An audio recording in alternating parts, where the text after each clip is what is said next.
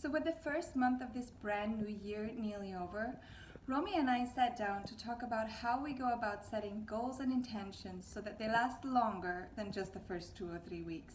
Stay tuned!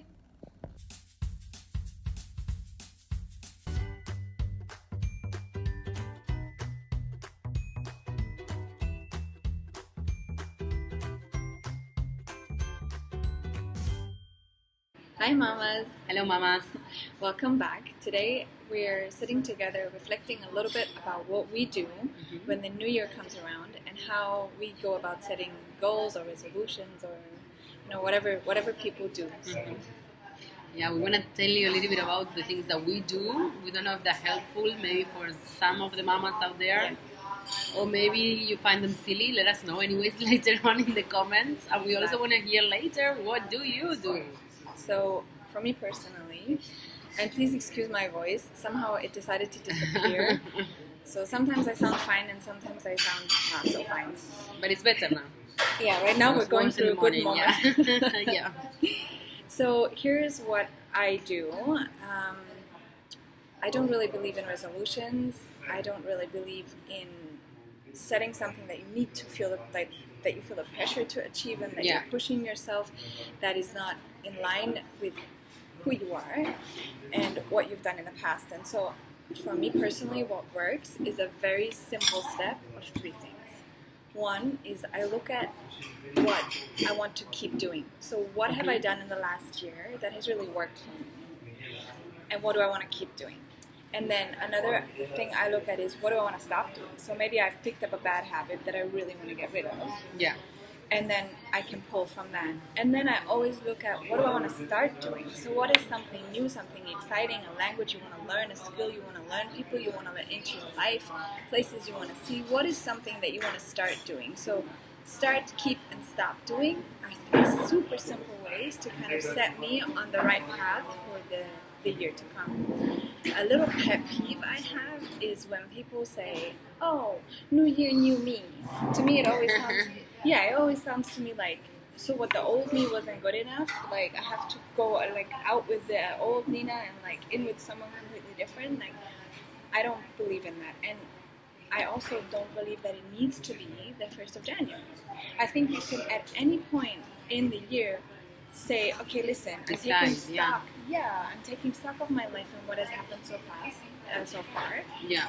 And now I'm either changing direction or I'm keeping in the same direction or I'm amending or I'm improving. And so I think for me that's like a year on year I strive to improve on what I've done in that year, what I've done in the past. Yeah. I think in a way I do something similar to you, Nina. What I like about what you say is like, really, I mean, 1st of Jan, 2nd of Jan, 2nd of March, really, like if you're willing to do some change in your life, it doesn't matter which day of the year it is, Any right? day is the right day. Any day is the right day. And obviously you're going to start feeling that inside you at some point. It doesn't matter when you put it into paper or when you start visualizing, the changes that you want to achieve in your life. I do believe in that strongly as well. I do have a little story to tell you for New Year's Eve. Actually, not New Year's Eve. No, it was 1st of January, 2 years ago. What I started doing that it really works very well for me.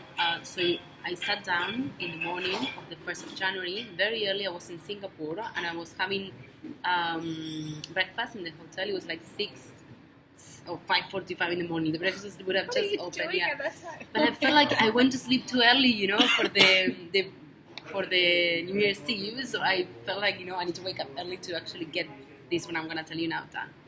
So what I did is I selected 12 words that meant something to me, and I wanted to implement them in my life in different ways during that year. Yeah. So for each month of the year, I thought, what do you want to show to the world, to the community, to whoever I have a relationship with? And I picked those 12 words, and from each of the words, I would draw lines, like a mind map, in order to make it clearer, what do I mean by that word? Yeah. One of the words I remember is generosity, for example. But generosity could be done in many ways. If you think, okay, giving material things or giving money, it's really not about that to me. Or time or exactly. friendship That's those are the lines that I would draw in order to put a visualization to it that allows me to go back to it and understand what did I mean back then. And then for each of the 12 words, I would have a raisin. This is a bit of a tradition back in Argentina, South America, I think. I did have grapes, actually. I think I did grapes. But I did it with raisins that morning. And for each of the month and the word, I would have a raisin afterwards, almost like to seal the deal. Seal the deal, yeah. And it worked very nicely. But the main reason why it worked, it wasn't because I was constantly, going back to the 12 words, but because it was already in my mind. So subconsciously, things that I did during the year, it was aligned that direction because I put them into paper. Words. So this year I did the same thing. Maybe I didn't put it into paper yet, but I did verbalize it already, month by month. And that gave me a good idea of, okay, what's going to happen during the year, I like that. So that's what works for me so far, yeah. Do you make special plans for the year? I like to make plan when I'm going to have a holiday, for example. I don't decide now where the holiday is going to be, but at least more or less the idea of the month. If I have visitors coming in, because obviously living in Dubai, we have to plan if they want to come and visit. What about you? Do you? Yes. I make plans in the sense of putting into concrete words what I want to achieve, and then I kind of plan that out. And I think it's also important that when you have a family that you don't do this exercise on your own. I think sometimes it's worth to do it on your own and then also do it together with your significant other. Yeah. Because you're not, if you're in a relationship, you're not alone. So to build something together and to realize each other's hopes and wishes and dreams and plans, and like you say, what is going on, what is happening in the year, maybe that also has an impact on the resolutions or the goals that you're setting for yourself and for the family. So very important. And since you mentioned that, yes, like back in the day, was I a mom? Yes, I was already a mom. I had my little one already. So she was very young. She was like 6, almost a year actually. She would have been, no? Yeah, maybe 11 months. And I didn't do it last year, but since then I do it for her as well. So maybe I don't pick the 12 words and all that, but I do write, or I do think, okay, what are the things I want her to do during the year? In terms of nursery, grade. What do you want her to experience? Like classes, people around. So I do it for her as well. Yeah, I think it's so important to do it with your partner as well as your children. Yeah. So what do you do? Tell us in the comments. What is your strategy? Do you have a strategy? Do you say, I don't care, I just do whatever and it works for me? Or sometimes there is no time really to sit down and plan, no? I mean, maybe you film yourself like we're doing now. Maybe you said a word. I know a lot of people said one word and they try to live the entire year under the umbrella of that word, like abundance or create or okay, that's nice. Creativity or general, like you say, and they kind of take that word throughout the whole year. But I really like the 12 months that you said because it gives you a bit of variation. It also means that you don't need to limit yourself so much. And if you want, I will share the 12 words. Maybe not in this post, but in the next one.